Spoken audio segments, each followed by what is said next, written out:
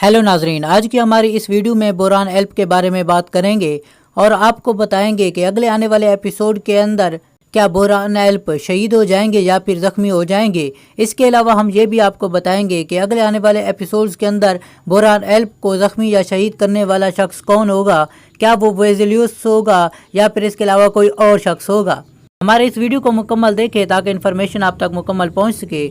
लेकिन उससे पहले हमारी आपसे गुजारिश है, अगर आप हमारे चैनल पर नए हैं तो हमारे इस चैनल को सब्सक्राइब ज़रूर कर दें। नाजरीन, अगले दिखाए जाने वाले एपिसोड के अंदर आपको ये देखने को मिलेगा कि उस्मान बे के महल के अंदर बुरहान एल्प पर हमला होगा। इस हमले के दौरान वो शदीद जख्मी हो जाएंगे लेकिन शहीद नहीं होंगे। लेकिन बताया यही जा रहा है कि चूँकि बुरहान एल्प बहुत ही ज़्यादा शदीद बीमार हैं, जिसकी वजह से वो कुछ अरसा करोड़ उस्मान की सीरीज़ को छोड़कर जाने वाले हैं, तो ऐसा ज़ाहिर किया जाएगा कि वो किसी मुहिम पर हैं। आइए बात कर लेते हैं उनको ज़ख्मी करने वाले शख्स की।